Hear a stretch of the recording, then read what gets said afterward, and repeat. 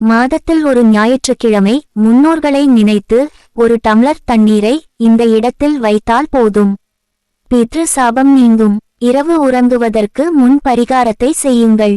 உங்கள் வீட்டில் வரவேற்பறையோ அல்லது பால்கனி போன்ற இடத்தை கூட தேர்ந்தெடுத்துக் கொள்ளுங்கள். அந்த இடத்தில் ஒரு ஓரமாக கொஞ்சமாக மஞ்சள் தண்ணீர் தெளித்து ஒரு துணியை கொண்டு தரையை துடைத்து விடுங்கள். ஒரு சின்ன தட்டில் மண் அகல் விளக்கு ஒன்று வைத்து நல்லெண்ணெய் ஊற்றி திரி போட்டு விளக்கு ஏற்றி வைத்து விடுங்கள்.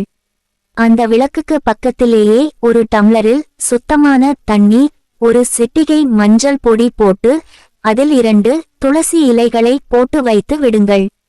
இப்படி இந்த பொருட்களை எல்லாம் தயார் செய்து விட்டு உங்களுடைய முன்னோர்களை ஒரு நிமிடம் மனதில் நினைத்து உங்கள் குடும்பம் நன்றாக இருக்க வேண்டும் என்று பிரார்த்தனை செய்து கொள்ளவும். குடும்பத்தில் இருக்கும் கஷ்டங்கள் எல்லாம் தீர வேண்டும் என்று பிரார்த்தனை செய்து கொள்ளுங்கள். பிறகு நீங்கள் தூங்க செல்லலாம். இரவு முழுவதும் அந்த தண்ணீர் அப்படியே இருக்கட்டும். விளக்கில் எண்ணெய் இருக்கும் வரை எரியட்டும். பிறகு அந்த விளக்கு தானாக குளிர்ந்தால் தவறு கிடையாது. மறுநாள் காலை விளக்கை சுத்தம் செய்து இந்த விளக்கை கொண்டு போய் பூஜை அறையில் வைத்து விடுங்கள். அந்த டம்ளர் தண்ணீரை கீழே கொட்டிவிட்டு டம்ளரை சுத்தம் செய்து நீங்க எடுத்து பயன்படுத்தி கொள்ளலாம்.